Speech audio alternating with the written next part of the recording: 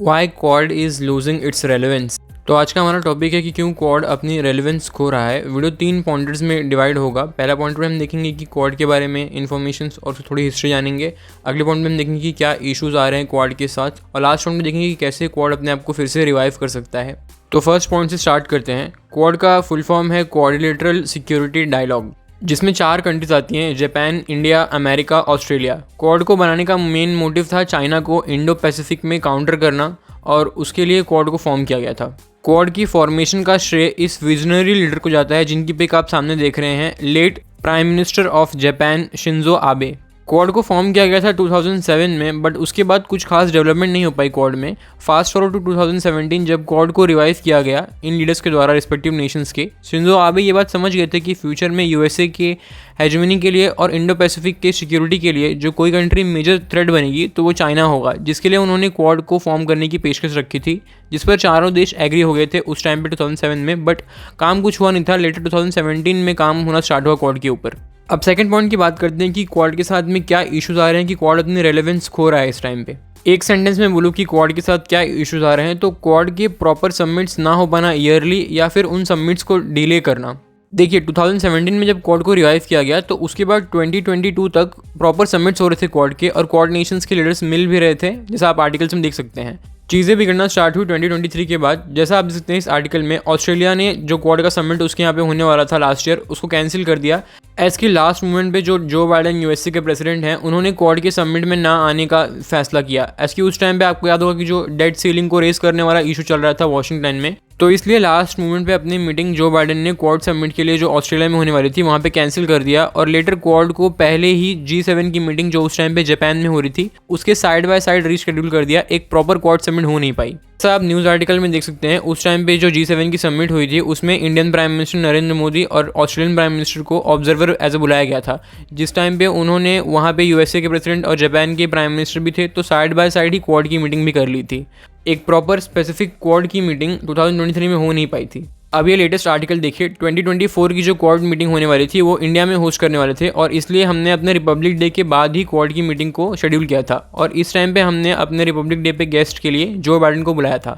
But अब ऐसा दिख रहा है कि ऑफिशियली बोल दिया गया कि जो बाइडेन नहीं आ पाएंगे, और लेटर आपने ये आर्टिकल भी देखा होगा जिसमें कंफर्मेशन मिल गया है फ्रेंच पीएम इमैनुअल मैक्रोन के द्वारा कि वो आएंगे as a chief guest in our 26 January Republic Day parade. Biden government के स्पोक्स पर्सन ने ये बोला है कि एज की यूएसए में अब इलेक्शंस बहुत नज़दीक हैं, तो कैंपेनिंग करना है जो बाइडेन को और प्रिपरेशंस करने हैं इलेक्शन के, तो वो इंडिया का रिपब्लिक डे परेड और क्वाड समिट अटेंड नहीं कर पाएंगे। ये हिस्टोरिकली देखा गया है कि जो डेमोक्रेटिक पार्टी है, चाहे वो ओबामा के अंडर हो या फिर जो बाइडेन के अंदर, उन्होंने कभी चाइना को अपना मेन एनिमी ना देखा ना समझा। उन्होंने हमेशा रशिया को अपने मेन एनिमी मान के चले हैं, और उनकी फॉरेन पॉलिसी में ये बात साफ साफ दिखती है। इसके उलट जब यूएसए में रिपब्लिकन पार्टी और ट्रम्प पावर में थे तब काफ़ी ज़्यादा सीरियस था यूएसए चाइना के थ्रेट को लेकर और क्वाड को लेकर भी। अगर आप मुझसे पूछेंगे कि फॉरेन पॉलिसी के मामले में ट्रम्प बेटर थे कि जो बाइडेन बेटर हैं, ऐसे मैंने दोनों का जो पीरियड और टेन्योर है उसको अच्छे से देखा और एनालाइज किया है, तो मुझे फॉरेन पॉलिसी के मामले में स्पेशली ट्रम्प काफ़ी ज़्यादा बेटर लगते हैं in comparison to Joe Biden. Trump की सोच काफ़ी ज़्यादा फ्यूचर ओरिएंटेड थी in comparison to Joe Biden in foreign policy specially. धीरे धीरे क्वाड के फ्लॉज बाहर आ रहे हैं। जैसा आप ये आर्टिकल देख सकते हैं कि ऑस्ट्रेलियन पीएम एंटोनियो एल्बनीसी अपने चाइना विजिट पे गए हैं, और उन्होंने ये स्टेटमेंट दिया है कि चाइना के साथ वो अपने डिफरेंसेस को ठीक करना चाहते हैं और एक दूसरे के साथ बेटर कोऑपरेट करना चाहते हैं। चाइना जो कि इस टाइम पे यूएसए का मेजर कंपटीटर है, उसके लिए एक मेजर यूएसए के अलाई के द्वारा ऐसे दिए गए स्टेटमेंट्स का आप समझ सकते हैं क्या ही मतलब बनता होगा कि यूएस के फॉरेन पॉलिसी मेकर्स और उसके जो फॉरेन पॉलिसीज है उसका कितना इफेक्ट पड़ रहा है उसके अलाइज पे, और कितना कंट्रोल है उसके अलाइज पे उसका। देखिए 2017 के बाद से जो भी क्वाड की समिट्स हुई हैं उसमें भी कुछ खास ग्राउंड पर इफेक्ट नहीं दिखा है। जैसा कि आप देखिए, ऐसा कुछ आपने सुना होगा कि क्वाड कंट्रीज़ मिलकर कुछ प्रोजेक्ट बना रही हैं, या फिर स्पेस में कोऑपरेशन कर रही हैं, या फिर डिफेंस में कुछ डेवलपमेंट कर रही हैं एक दूसरे के साथ मिलकर, या फिर फाइनेंस के फील्ड में कुछ कोऑपरेशन कर रही हैं। मैंने तो ऐसा कुछ देखा नहीं है न्यूज़ आर्टिकल्स में रिसेंट टाइम्स में। हाँ ज़रूर, यूएसए इंडिया के साथ और इंडिया जापान के साथ ऐसा कई सारे कोऑर्डिनेशन और कोऑपरेशन कर रहे हैं नेशंस, बट स्पेसिफिकली ऐसा क्वाड के अंडर या क्वाड के थ्रू नहीं किया जा रहा है जिससे क्वाड की रेलेवेंस पूरे वर्ल्ड को पता चल सके। तो ये था रीज़न जिसकी वजह से क्वाड अपनी रेलेवेंस खो रहा है। अब देखते हैं आगे वे फॉरवर्ड क्या है क्वाड नेशंस के पास, ताकि वो अपने आप को दोबारा रेलेवेंट और वर्ल्ड को बता सके कि वो सीरियस है क्वाड को लेकर। देखिए मुझे पर्सनली ऐसा लगता है कि जो बाइडेन की इस टाइम पे फॉरेन पॉलिसी है उसके साथ क्वाड का कुछ होने से रहा।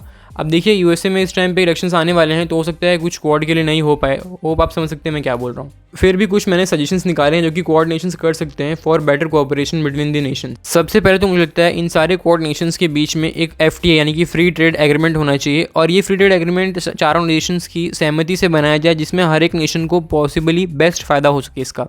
ऐसे कि आपको पता ही होगा कि इंडिया और ऑस्ट्रेलिया के बीच में ऑलरेडी एक FTA है, और बाकी नेशंस भी अगर चाहे क्वाड पे तो इस पे वर्क कर सकते हैं। अगर क्वाड के अंदर इन चारों नेशंस ने एक FTA या फिर कोई भी एग्रीमेंट साइन कर लिया जो कि इकोनॉमिक कोऑपरेशन से रिलेटेड हो, तो चाइना और पूरे वर्ल्ड को मैसेज जाएगा कि क्वाड के फ्यूचर को लेके क्वाड नेशन सीरियस हैं। हालांकि FTA agreement between two nation sign करना काफ़ी ज़्यादा मुश्किल होता है और टाइम कंज्यूमिंग भी होता है, तो इन बिटवीन क्वाड नेशंस ऐसा कुछ कर सकते हैं जो मैंने अभी लिस्ट आउट किए हैं चीज़ें, एक एक करके देखते हैं। सबसे पहला तो बेसिक हुआ कि जो क्वाड के लीडर नेशंस हैं यानी कि इंडिया, ऑस्ट्रेलिया, जापान और USA के जो टॉप लीडर्स हैं उनको प्रॉपर सबमिट्स करना होगा ईयरली। फिर उसके बाद में 2+2 मीटिंग जैसा हमारे और USA के बीच में होता है, यानी कि इंडिया के फॉरेन मिनिस्टर और डिफेंस मिनिस्टर और USA के सेक्रेटरी ऑफ स्टेट यानी उनके फॉरेन मिनिस्टर और उनके डिफेंस मिनिस्टर मीट करते हैं ईयरली।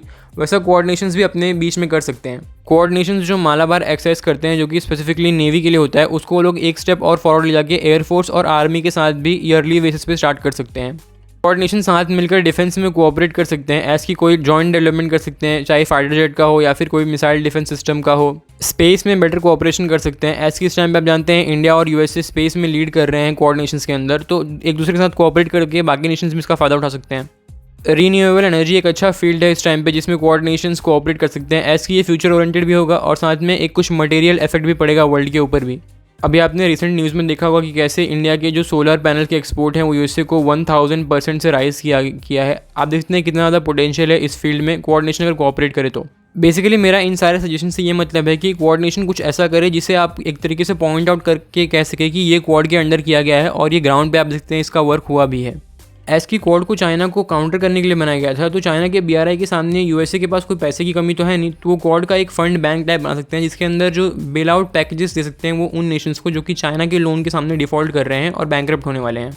इससे क्वाड चाइना को और ज़्यादा काउंटर कर पाएगा, एस की उन नेशंस को क्वाड नेशन अपने साइड कर सकते हैं जिन्होंने चाइना से डेट लिया है और उसके अब डेट ट्रैप में फंसने वाले हैं by giving them bail out packages. ये सारे मेरे कुछ पर्सनल सजेशंस थे जो कि मैंने एनालाइज करके निकाले हैं। आप अपने व्यूज़ ज़रूर देना इन सजेशंस के ऊपर। ये सब कुछ करने का पहला फर्स्ट स्टेप यही होगा कि क्वाड की रेगुलर, प्रॉपर और सीरियस सबमिट्स करना होगा, पर कोई ये बात हमारे बाइडेन साहब को समझाए। तो ये था हमारा एनालिसिस क्वाड के साथ क्या प्रॉब्लम्स आ रही हैं उसके बारे में। अगर आपको एनालिसिस अच्छा लगा तो वीडियो को लाइक करो, साथ ही वीडियो को शेयर करें और अपने थॉट्स को कमेंट करें क्वाड के बारे में और इस वीडियो के बारे में भी, और चैनल को सब्सक्राइब करें for weekly geopolitics and history related videos.